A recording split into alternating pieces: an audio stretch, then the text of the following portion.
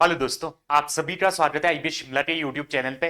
तो हमें एक नया नोटिफिकेशन देखने को मिला है एचपी स्टेट कोऑपरेटिव बैंक की ओर से। तो चलिए जानते हैं इस नोटिफिकेशन के बारे में कंप्लीट डिटेल। ये नोटिफिकेशन के अंदर कितना वैकेंसीज रहने वाला है और साथ में सिलेबस क्या रहेगा और क्वालिफिकेशन इसके अंदर क्या रहने वाली है। चलिए, तो जूनियर क्लैरिकल का नोटिफिकेशन है। देखिए, एचपी स्टेट कोऑपरेटिव बैंक ने इस नोटिफिकेशन को जो है रिलीज किया है। इसके अंदर क्या दिया गया है, देखिए ये 22 पोस्ट इसके अंदर जूनियर क्लैरिकल के है और किसके पोस्ट है, ये एलडीआर कोटा के पोस्ट इसके अंदर रहने वाले हैं। ठीक है, एलडीआर कोटा के पोस्ट रहने वाले हैं। एलडीआर मतलब लिमिटेड डायरेक्ट रिक्रूटमेंट, मतलब जो प्रमोशन के एग्जामिनेशन होता है बेसिकली वो ये पोस्ट रहने वाले हैं। कितने 22 पोस्ट है। कैटेगरी वाइज हम पूरा जानेंगे कितने पोस्ट रहने वाले हैं और इसे फिल कौन करने वाला है, आईबीपीएस। आईबीपीएस मुंबई जो बैंकिंग सेक्टर पे जितने भी एग्जामिनेशन होते हैं उन्हें जो है कौन जो है रिक्रूटमेंट उसका करवाता है, तो आईबीपीएस जो कंडक्टिंग बॉडी है जो भी उसके एग्जाम जो है कंडक्ट करती है। तो यही बॉडी ये एग्जाम जो है करवाएगी। जो जूनियर क्लरिकल का डायरेक्ट रिक्रूटमेंट का नोटिफिकेशन भी आया था वो भी आईबीपीएस के द्वारा करवाया गया था। तो सिलेबस कहीं ना कहीं सेम वही रहने वाला है जो आईबीपीएस ने करवाया था। जूनियर क्लरिकल का जो डायरेक्ट रिक्रूटमेंट का नोटिफिकेशन मार्च मंथ में आया था उसी की तरह जो है डायरेक्ट सिलेबस इसका काफी हद तक रहने वाला है। चलिए देखते हैं डेट्स इसकी क्या रहने वाली है। तो ऑनलाइन एप्लीकेशन इनवाइट करे गए हैं। तो देखिए कब है इसका, 19 तारीख से इसका एप्लीकेशन फिल करना स्टार्ट हो चुका है और 4 नवंबर तक ये जो है रहने वाला है। 4 नवंबर लास्ट डेट रहने वाली है फॉर्म फिल करने की। अच्छा, अगर हम फीस की बात कर ले तो फीस देखिए जनरल कैटेगरी की फीस है 1000 रुपीज और SC ST की फीस है 800 रुपीज और फीमेल कैंडिडेट सभी कैटेगरी के जो फीमेल कैंडिडेट है उनका फीस भी रहने वाला है 800 रुपए। ठीक है, चलिए कुछ डेट्स दिए दिए हैं, डेट्स के बारे में जानते हैं। देखिए इसके अंदर कॉल लेटर कब डाउनलोड कर सकते हैं आप, तो 7 दिन पहले, कब एग्जामिनेशन से, एग्जामिनेशन का जो भी डेट होगा उससे 1 हफ्ता पहले आपका एडमिट कार्ड जो है और आउट होगा। और एग्जामिनेशन कब होगा, डेट ऑफ ऑनलाइन एग्जामिनेशन, तो एग्जामिनेशन आपका होगा 5 से 6 हफ्तों के बाद। मतलब लास्ट डेट, जब लास्ट डेट आपका होगा, लास्ट डेट आपका है 4 नवंबर। तो वहां से अगर हम 5 6 हफ्ते, 6 हफ्ते का मतलब हो गया 1.5 मंथ, अगर वहां से हम ऐड करके देखें तो डेट निकल के आता है कहीं ना कहीं 20 दिसंबर के आसपास। ठीक है, तो 20 दिसंबर के आसपास का डेट्स इसके अंदर निकल के आता है। मतलब जो आपका लास्ट दिसंबर के अंदर आपका जो है एग्जामिनेशन इसका होगा। वैसे ही जैसे हम देखते हैं डायरेक्ट रिक्रूटमेंट जो मार्च मंथ के अंदर आया था उसका एग्जामिनेशन भी मई मंथ के अंदर जो है हो गया था। उसके अंदर भी सेम इसी तरह दिया था कि 5 से 6 वीक के अंदर उसका एग्जामिनेशन जो है होगा। चलिए उसके बाद जानते हैं इसके बारे में, इसका डिक्लेरेशन ऑफ रिजल्ट क्या बोला है। जब आपका एग्जामिनेशन होगा तो 15 दिन के अंदर, जब आपका एग्जाम होता है 15 दिन के अंदर रिजल्ट जो है आउट हो जाएगा। चलिए तो वैकेंसीज देखते हैं कितने कैटेगरी वाइज।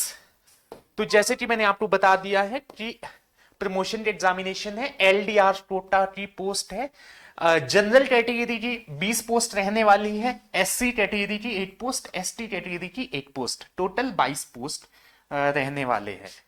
अब इसके अंदर कौन कैंडिडेट जो है इसके अंदर अप्लाई कर सकते हैं, तो देखिए only subordinate staff of bank, जो सुबॉर्डिनेट स्टाफ होगा बैंक का तो वही इसके अंदर एलिजिबल होगा इस पोस्ट के लिए, reserved under LDR quota. Subordinate staff जो भी होगा वही इसमें एलिजिबल होगा और फीस जो होगी वो नॉन रिफंडेबल होगी। ठीक है, तो जो फीस आप देंगे वो रिफंड आपको नहीं होगी। ठीक है, चलिए तो नेक्स्ट इंपॉर्टेंट चीज क्या है इसके अंदर, एक तो आपकी एलिजिबिलिटी क्राइटेरिया, दूसरा आपका एक्सपीरियंस क्या होगा।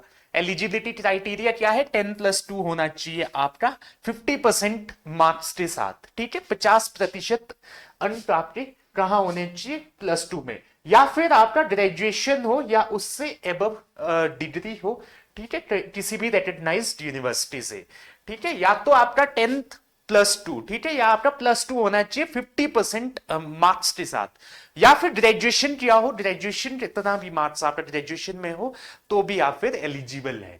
दूसरा, जो SC ST कैंडिडेट है उनके लिए जो है कंसेशन इसके अंदर कितना है, 5% मार्क्स का, मतलब SC ST के लिए मिनिमम मार्क्स कितना आ जाएगा फिर 45%।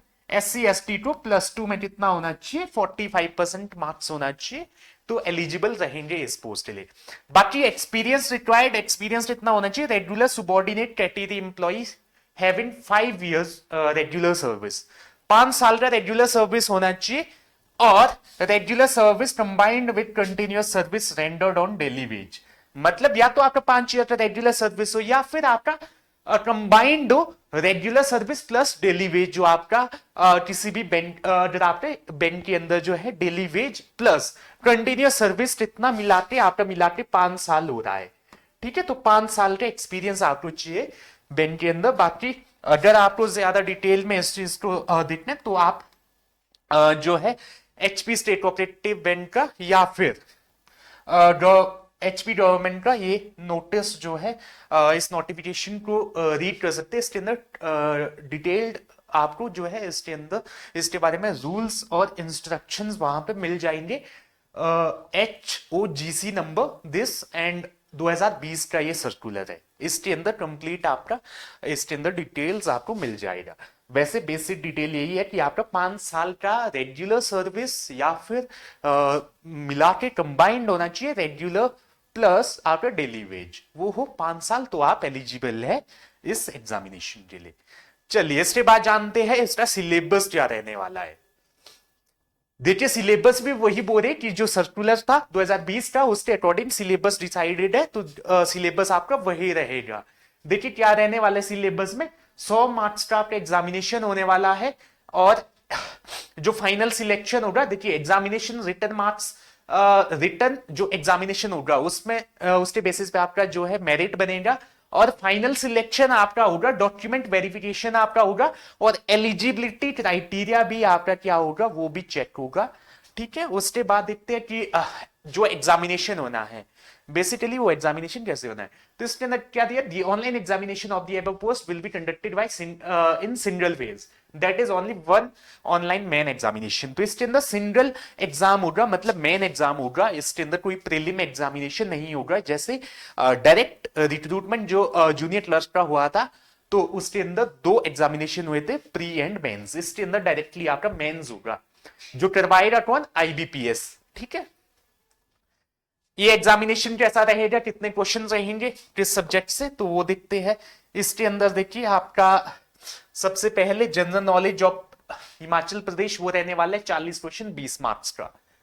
जनरल बैंकिंग अवेयरनेस जिसके अंदर इकोनॉमी प्लस बैंकिंग अवेयरनेस सारी चीज इसके अंदर रह जाएगी आपकी, तो ये कितना आपका, ये आपका 40 क्वेश्चन 20 मार्क्स का। ही जनरल एप्टीट्यूड आपका रहेगा 40 क्वेश्चन 20 मार्क्स, जिसके अंदर आपका बेसिक मैथ्स रीजनिंग रहेगा, ठीक है। जनरल इंग्लिश जिसके अंदर 40 क्वेश्चन 20 मार्क्स का ये रहने वाला है। General Hindi 40 question 20 marks, total आपका 200 क्वेश्चन 100 मार्क्स का एग्जामिनेशन रहने वाला है। टोटल 120 मिनट आपको इस एग्जाम के लिए मिलेगा, कोई भी सेक्शनल टाइमिंग नहीं है, यहाँ पे ओवरऑल टाइम दिया है, ओवरऑल टाइम आपको मिलेगा इस एग्जामिनेशन के अंदर। स्टार यहां पे लगा है, देखिए स्टार में क्या बोले, दिस सेक्शन में include question on general cooperatives and cooperative banking, ठीक है। कोऑपरेटिव बैंकिंग के क्वेश्चन भी इसके अंदर पूछे जाएंगे, कहां, जनरल बैंकिंग अवेयरनेस के अंदर। और डबल स्टार इंग्लिश में, तो इंग्लिश के अंदर क्या पूछा जाएगा, सिनोनिम एंटोनिम इसके अंदर इंक्लूड रहेंगे इंग्लिश के अंदर, ठीक है। टोटल मार्क्स कितना रहने वाला है, 100, वही जो ऊपर दिया था 100 मार्क्स का रहेगा। ड्यूरेशन भी दे दिया है 2 घंटे, वो भी हमने चेक कर लिया, तो ये सारी चीजें थी। अच्छा एक चीज और इसके अंदर रहती है, एक तो आपका वेटिंग लिस्ट, देखिए वेटिंग लिस्ट कितना रहेगा, वो रहेगा 25% ऑफ टोटल वैकेंसी, 25% रहने वाले, 25% का मतलब कितना हो गया, अगर आपका 22 वैकेंसीज है, 22 वैकेंसीज का 25% कितना, अप्रोक्सीमेटली 6 जो है आपका वेटिंग लिस्ट के अंदर कैंडिडेट रहेंगे, ठीक है, अगर टोटल का मैं ले लूं, ठीक है, तो 25% वेटिंग लिस्ट इसका बनने वाला है, ठीक है। उसके बाद अगर हम आते हैं नेगेटिव मार्किंग, तो जो भी गलत क्वेश्चन आपका होगा उसके लिए नेगेटिव मार्किंग होगा कितने का, 1/4, 1/4 का नेगेटिव मार्किंग रहेगा हर एक क्वेश्चन के लिए, ठीक है। तो आधे नंबर का एक क्वेश्चन है तो नेगेटिव मार्किंग कितना रहेगा, 0.125, ठीक है, ये आपका नेगेटिव मार्किंग रहेगा हर एक क्वेश्चन का, ठीक है, डन। तो ये नेगेटिव मार्किंग, और उसके बाद एटलीस्ट आपको स्कोर करना होगा कितना, मिनिमम 45% स्कोर करना इसके अंदर मैंडेटरी है, ठीक है। 45% मिनिमम स्कोर आपका होना चाहिए क्वालिफाई करने के लिए। अगर 45% से ऊपर जो है कैंडिडेट स्कोर नहीं करेगा तो उसको जो है फाइनल मेरिट के लिए कंसीडर नहीं किया जाएगा। तो मिनिमम 45% लेना होगा। 45% का मतलब 100 में से 45 नंबर आपको लेना जरूरी है, ठीक है। उसके बाद ही आपका, हाँ ये नहीं है कि 45 मार्क्स पे आपका जो है सिलेक्शन हो रहा है, 45 मार्क्स के बाद आपको कंसीडर किया जाएगा सिलेक्शन के लिए। फिर उसके बाद मेरिट बनेंगी, मेरिट में जो कैंडिडेट रहेंगे 22, वो कैंडिडेट जो है सिलेक्ट होंगे, ठीक है। चलिए, तो ये कंप्लीट डिटेल थी इसके बारे में। और बाकी सैलरी आप देख सकते हैं, सैलरी अगर आपका रिक्रूटमेंट 2020 के बाद हुआ है तो आपका लेवल 2 सैलरी आपको मिलेगी 19,900 जो बेसिक रहता है, ठीक है, जूनियर क्लर्क जैसे ही आप ज्वाइन करते हैं। और दूसरा, अगर आप 2006 के बाद के कैंडिडेट हो, तब 6 के बाद का आपका रिक्रूटमेंट है तो पे लेवल 3 मिलेगा। अगर 6 से पहले है तो पे लेवल 8 आपको मिलेगा सैलरी में, ठीक है। बाकी अप्लाई आप आईबीपीएस की वेबसाइट पे जाके इसे कर सकते हो, ठीक है। तो कंप्लीट डिटेल हमने इस वीडियो के अंदर देखा, कंप्लीट जो भी डिटेल्स थे इस नोटिफिकेशन के बारे में। तो कोई भी आपका डाउट हो इस नोटिफिकेशन के बारे में, इस एग्जामिनेशन के बारे में, तो आप कमेंट कर सकते हैं। कोई भी आपका डाउट है आप कमेंट कीजिएगा। और अगर आपको ये वीडियो, ये इंफॉर्मेशन अच्छा लगा हो तो इस वीडियो को लाइक करिएगा, और चैनल पर न्यू हो तो चैनल को सब्सक्राइब करिएगा। बाकी मिलते हैं नेक्स्ट वीडियो में, तब तक के लिए धन्यवाद।